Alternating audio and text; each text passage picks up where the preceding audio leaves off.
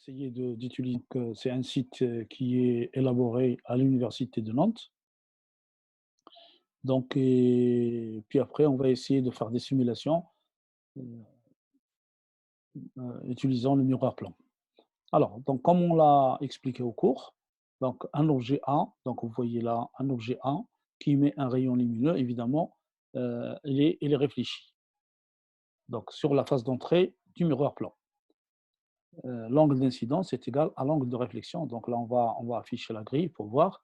Donc je déplace le point A. Donc vous voyez que l'angle d'incidence, c'est toujours de la normale vers le rayon. Donc l'angle d'incidence est égal à l'angle de réflexion. Donc la distance, si vous voulez, ici, la distance HA1, il est égal à HA2. Donc ça, c'est la formule de conjugaison tout simplement du miroir plan.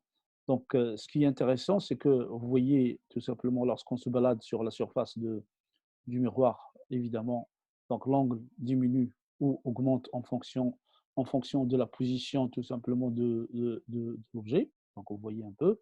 Mais la position de A2, elle est la même parce que HA1 est égal à HA2. Donc si je change la position du point A, donc vous voyez tout simplement que le point A2, il est symétrique par rapport au miroir.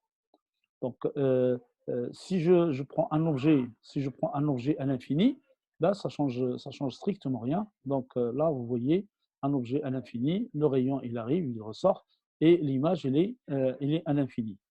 Je prends, donc évidemment, on peut faire des calculs si on veut, objet à l'infini, image à l'infini. Donc, on peut prendre, par exemple, un faisceau, regardez, pour un faisceau qui arrive de l'infini et qui éclaire la totalité de la surface, évidemment, vous voyez le rayon réfléchi.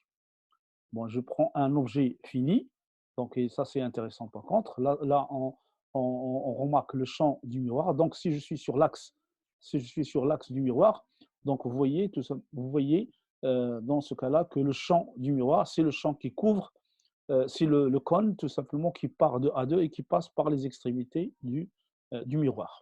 Donc, si cet angle-là est égal à alpha, alors ici c'est 2 alpha.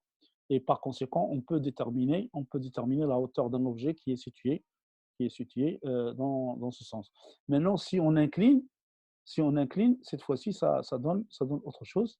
D'accord. Donc, il faut calculer en fonction de l'inclinaison, puisque ce n'est pas symétrique. Le point A, il est dans une position qui n'est pas symétrique par rapport au miroir. Et là, il y a un angle, tout simplement, tangente alpha qui rentre en jeu. On peut faire les calculs après. Donc, vous voyez la simulation. Donc là, c'est juste pour comprendre. Donc là, on a travaillé avec un objet réel. Un objet réel, c'est HA négatif. Bon, lorsqu'on se déplace, évidemment, le champ du miroir augmente. En s'approchant du miroir, le champ augmente. Donc, une fois qu'on est confondu avec le miroir, c'est pas physique. Alors là, je passe de l'autre côté. Donc, vous voyez un peu le champ du miroir. Là, euh, l'objet il est virtuel et l'image, cette fois-ci, est réelle.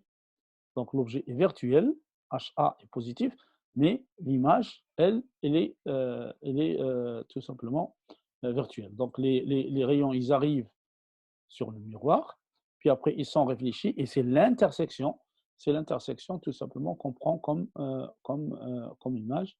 Donc, ça, si vous voulez, euh, donc là, on peut se balader sur la totalité de la surface. Vous voyez ce que ça donne.